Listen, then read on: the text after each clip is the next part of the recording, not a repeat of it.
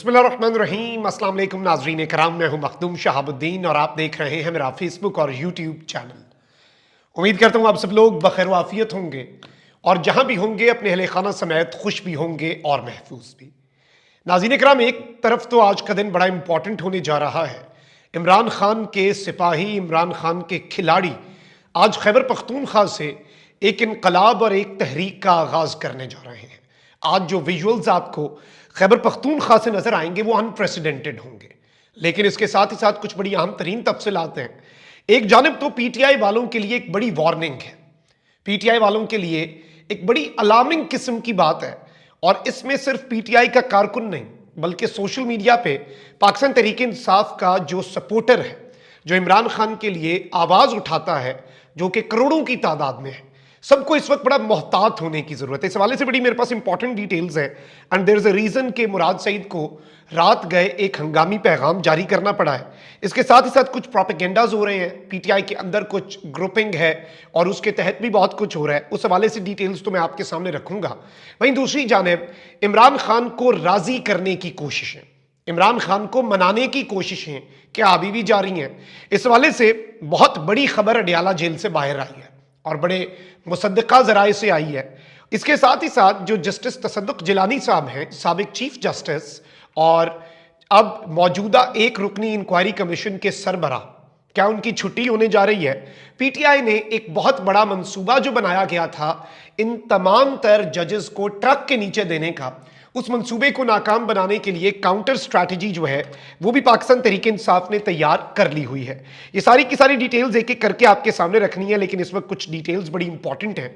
सबसे पहले नाज़रीन इकराम, मैं आपको ये बताऊं कि इस वक्त आपको पता है कि बार एसोसिएशंस का जो किरदार है उसमें स्पेसिफिकली अगर हम बार काउंसिल्स की बात करें तो बार काउंसिल्स पर आजम नज़ीर तारड़ साहब का कंट्रोल है, उनका होल्ड है।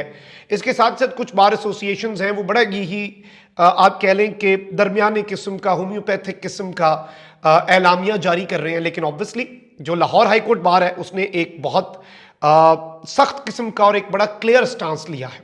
और याद रखिएगा कि ये बार एशिया का सबसे बड़ा बार है, सबसे ज्यादा मेंबरशिप इस बार की है। इसने ये जो जजेस का खत वाला मामला है इस पर भी इनकी एक बड़ी वाज़ेह पॉलिसी थी।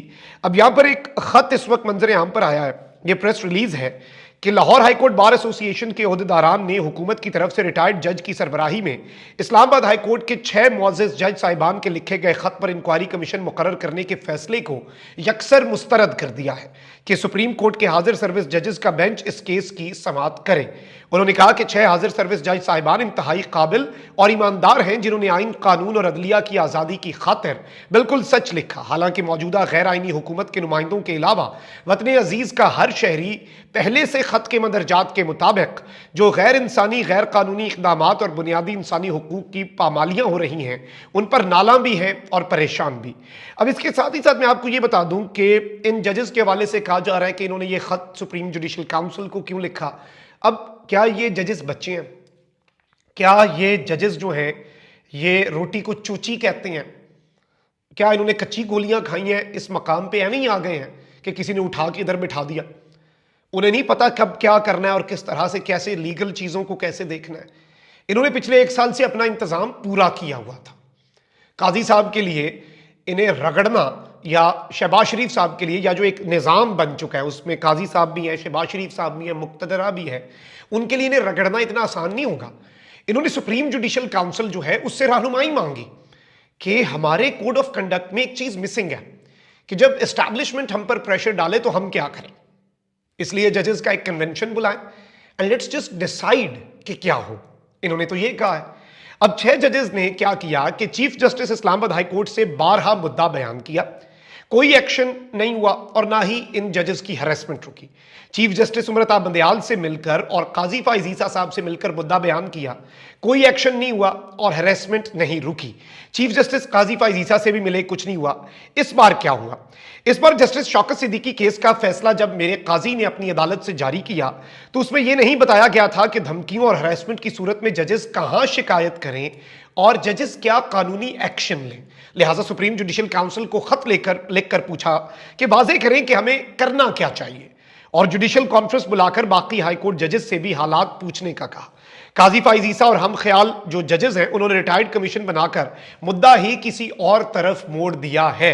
हालांकि इस पर जुडिशल कॉन्फ्रेंस बुलानी चाहिए थी और फुल कोर्ट को बैठकर इसकी समाअत करनी चाहिए थी। इससे बड़ा अज खुद और क्या बनता। लेकिन हमारे मुल्क में चूंकि उल्टी गंगा बहती है, हमारे मुल्क में सारा कुछ लोगों ने अपने निज़ाम अपने हिसाब से चलाना होता है, तो इसी तरह से चल रहा है। अब यहां पर मैं पीटीआई के हवाले से कुछ बातें कर दूं आपके सामने। इस वक्त ना कुछ लोग तो जाहिर बात है पीटीआई में नए आए हैं और कुछ जेन्युइनली खान के साथ हैं, कुछ इंतहाई ओवर एम्बिशियस लोग हैं। और मैं ये बात पहले भी करता आया हूं कि this is not the right time to fight with each other. एक दूसरे पर उंगलियां उठाने का ये वक्त नहीं है। आपका अपने सगे भाई से कोई इख्तलाफ हो, आप एक घर में रहें, आपके घर पर हमला हो जाए, तो आपका पहला काम यह होता है कि आप दोनों मिलकर अपने घर को महफूज करें, एक्सटर्नल थ्रेट से निपटें। उसके बाद आप दोनों आपस में बैठ के जो मर्जी मामलात कर लें। अब पाकिस्तान तहरीक इंसाफ और इमरान खान की सबसे बड़ी स्ट्रेंथ क्या है, इस चीज को आप समझिएगा। इमरान खान साहब की जो सबसे बड़ी स्ट्रेंथ है वो इमरान खान साहब का सोशल मीडिया। पाकिस्तान के तमाम तर लोग उसका एक हिस्सा हैं और इस एक सोशल मीडिया ने पूरा इलेक्शन निकाल दिया पाकिस्तान तहरीक इंसाफ का। सिस्टम ने हर कोशिश की, पीटीआई ने सरप्राइज दिया, हर हद इन्होंने फलांगी। फॉर्म 47 के बावजूद भी इन्होंने तो महदूद करना था ना पीटीआई को, 20 सीटों तक करके दिखाते ना। 180 सीटें बनती थी पीटीआई की, लेकिन ये सब कुछ मुमकिन हुआ सोशल मीडिया की मदद से। अब मैं सोशल मीडिया पर जो मामला चल रहा है उस पर तो आता हूं, लेकिन इस वक्त एक बड़ी अजीब सी चीज हुई है। पार्टी के जो नौजवान हैं, इसमें ये गुलरेज इकबाल साहब हैं, ये आईएसएफ के कोई ओहदेदार हैं, इन्होंने एक वीडियो बयान जारी किया और ये कह रहे हैं कि हमाद अजहर हिम्मत करो, शेर बनो, बाहर निकलो, इस तरह से दुबक के ना बैठो, ये करो वो करो। अजीब सी बात। अब हमाद अजहर साहब को ये साथ ये भी कह रहे हैं कि मैं और ये नौजवान इंश्योर करेंगे तुम्हें पंजाब पुलिस हाथ भी ना लगाए, हिम्मत करो, मैदान में आओ। अब इससे यही परसेप्शन मिली कि शायद ये हमाद अजहर साहब जो हैं उनकी लॉयल्टी के ऊपर या इन चीज़ों के ऊपर क्वेश्चन कर रहे हैं। मैंने उमर डार साहब की इसके ऊपर वीडियो देखी जो उन्होंने मियां इस्लाम इकबाल और हमाद अजहर के लिए बनाई और वो बिल्कुल ठीक बात कर रहे थे। उन्होंने ये बात की कि इससे ज़्यादा कुर्बानियां जो इन्होंने दी हैं और पार्टी जिस तरह से इमरान खान साहब के बाद लावारिस हो गई, तो कुछ लॉयल लोग ही थे। और अगर हमाद अजहर की लॉयल्टी पे किसी को शक है, हमाद अजहर ने तो कुछ दिन पहले इस्तीफा दे दिया था सेक्रेटरी जनरल की पोजीशन से भी, एक्टिंग प्रेसिडेंट के मैं फील्ड में नहीं हूं, मुझे खान साहब तक एक्सेस नहीं है। देयर इज अ रीजन कि former prime minister Imran Khan साहब ने जेल से कहा कोर कमेटी को खबरदार हमाद अजहर का इस्तीफा मंजूर किया। और अगर हम बात करें इस चीज की कि ये अब जज्बाती बातें होती हैं ना, ये जो नौजवान कह रहे हैं कि हम इंश्योर करेंगे पंजाब पुलिस आपको हाथ लगा के दिखाए, तो आपने इंश्योर कर लेना था कि डॉक्टर यास्मीन राशिद को कोई अरेस्ट ना करता, उमर सरफराज चीमा को कोई अरेस्ट ना करता, महमूद रशीद साहब को कोई अरेस्ट ना करता। वो अभी भी अरेस्ट हैं या उन्हें छुड़वा लें। इतना आसान नहीं होता और कुछ लोगों का पस मंजर पे रहकर पार्टी को चलाना बहुत जरूरी है। अगर खान के ये लॉयल लोग मियां इस्लाम इकबाल, हमाद अजहर, ये पस मंजर पे रहकर पार्टी को ना चला रहे होते और सिर्फ जोश में आकर बाहर आ जाते और पकड़े जाते, पार्टी पहले सारी पंजाब की आपकी पूरी की पूरी लीडरशिप पाबंदे सलासल है और सबसे क्रूशल चीज भी पंजाब है, सबसे क्रूशल एरिया भी पंजाब है। तो ये जो प्रोपेगेंडाज होते हैं ना, या फिर ये सिर्फ और सिर्फ जज्बाती बातें, इनकी कोई खास तुक नहीं बनती और मैं समझता हूं this is even not the right time. Khan साहब को बाहर आने दें, फिर सारी ग्रीवियंसेस खान साहब वैसे ही आके अच्छा खासा रंदा खुद भी फेर लेंगे, आपको शायद कहने की जरूरत भी ना पड़े।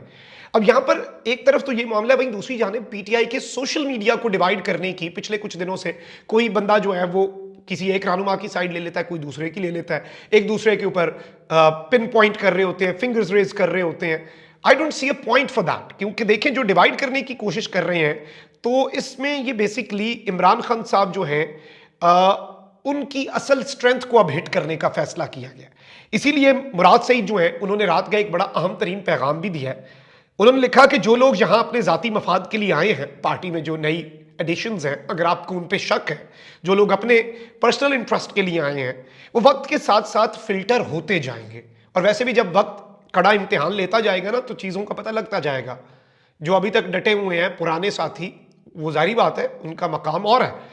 कहते हैं कि खुद को ये लोग एक्सपोज करते जाएंगे, जिन जिन का नजरिया हमसे अलाइन नहीं है वो खुद हमसे दूर होते जाएंगे।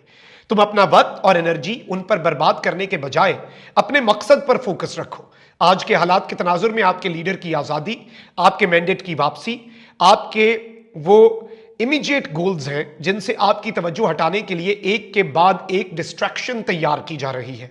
फैसला आपका है। आपने इमरान खान की बात मानकर अपनी नजर मकसद पर रखनी है या फिर इस कठिन मरहले पर, ऐसे वक्त में जब इमरान खान की जिंदगी दांव पर लगी हुई है, अपने लीडर की हिदायत को पसे पुश्त डालकर उसके कॉज से हटना है। एंड आई थिंक ये पीटीआई के ऊपर अभी तक के किए गए तमाम तर हमलों से बड़ा हमला है। ये पीटीआई पर अब तक का सबसे घिनौना हमला है। मार्क माय वर्ड्स, ये मैं बात बड़े वसूख से कह रहा हूं because I understand the dynamics of social media. अब ये वीडियोस भी जो होती हैं एक दूसरे के खिलाफ बना के, किसी ने किसी के खिलाफ बना के चढ़ा दी सोशल मीडिया पे। पार्टी को इससे क्या फायदा हुआ? हमाद अजहर पे जो वीडियो बना दी, जज्बाती वीडियो थी कि हम देख लेंगे कौन आपको अरेस्ट करता है, मतलब तो बाकी लीडर्स को बचा लेते। I have no harsh feelings for this gentleman who is saying all of this, but my point is कि अपना फोकस रखें। और वैसे भी कैप्टन अगर आपको कहे ना कि तुमने फील्डिंग में इधर खड़े होना है, तो आपको एक्स्ट्रा जो होता है ना एफिशिएंट बन के दूसरी जगह पर नहीं आ सकते। अगर हमाद अजहर और मियां असलम इकबाल को खान साहब ने कहा है कि तुमने पीछे रहकर ही पार्टी को चलाना है, तो आई थिंक कि वो ठीक कर रहे हैं, वो अपने कैप्टन की हिदायत पर अमल कर रहे हैं। एंड आई एम 100% श्योर जिस दिन खान साहब ने हमाद अजहर को कहा ना मैदान में आओ, वो मुझे नहीं लगता 1 मिनट भी लगाएगा, क्योंकि I know a lot of things about him. और बड़ा बेहतरीन काम उन्होंने किया और पार्टी के साथ वफा की है, साबित की है। अब यहां पर जरा आगे बढ़ते हैं, कुछ खबरें हैं जो आपके सामने रखनी है। हामिद मीर साहब के हवाले से भी मेरे पास एक खबर है, उन्होंने बहुत बड़ा क्लेम किया है और इसके साथ ही साथ कुछ और डेवलपमेंट्स भी हैं। पाकिस्तान तहरीक इंसाफ, ये जो तसद्दुक हुसैन जिलानी साहब की सरबराही में एक कमीशन बना है, इससे पहले गवर्नमेंट ने एक कमीशन बनाया था जब बंदयाल साहब चीफ जस्टिस ऑफ पाकिस्तान थे। उस वक्त उन्होंने चेरी पिकिंग करके, वैसे उसी वक्त पे चीजें वाज़ेह हो जानी थी, ये जो ऑडियो लीक्स हो रही थी ना, उन पर एक कमीशन बनाया था। इसी तरह से कैबिनेट ने बनाया, इसी एक्ट के तहत, इसी कानून के तहत बना। उसमें काजी साहब को डाला गया चेरी पिकिंग करके, और उन्होंने बिल्कुल देखभाल के chief justice Islamabad high court Aamir Farooq साहब को डाला और दीगर को। बंदयाल साहब ने उस पर स्टे भी दिया, उस कमीशन को काम करने से भी रोका। और दो काजी साहब इतने एफिशिएंट थे उस कमीशन पे काम करने के लिए, बड़े शौक से उन्होंने करना था। अदालत में वो चला मामला, यानी अदालती नज़ीर मिलती है। मैं आपको ज़्यादा पीछे तो 10 और निकाल के दे दूं कि इस तरह के कमीशन चैलेंज होते रहे हैं, और उनमें जब तक उस पर सुनवाई होती है, स्टे तो देना बनता है ना कि वो कमीशन अपना काम उस वक्त तक रोक दे। अब पाकिस्तान तहरीक इंसाफ इस मामले को करने जा रही है चैलेंज, और पीटीआई इस कमीशन के कयाम को ही चैलेंज करेगी। ये एक रुकनी कमीशन है। काजी साहब खुद कहते हैं कि सुप्रीम कोर्ट के बेंचेस भी एक बंदा ना बनाए, कोई भी एक काम एक बंदे के पास होना ही नहीं चाहिए, वन मैन शो होना ही नहीं चाहिए। And then he agreed with the prime minister, head of the executive, जिस एग्जीक्यूटिव पर जुडिशरी के मामलात में मुदाखलत का इल्जाम है, कि आप एक रुकनी कमीशन बना लें। और फिर उस एक अच्छी साख के हामिल जाई तो आप ले आए हैं, और जिलानी साहब की अच्छी साख है, मैं ये नहीं कहता, लेकिन वो सर नीचे फेंक के काम करने वाले हैं, टक्कर लेने वाले बंदे नहीं हैं, तो उनसे कोई बहुत ज्यादा आउट ऑफ द वे चीज तो एक्सपेक्ट वैसे भी नहीं की जा सकती।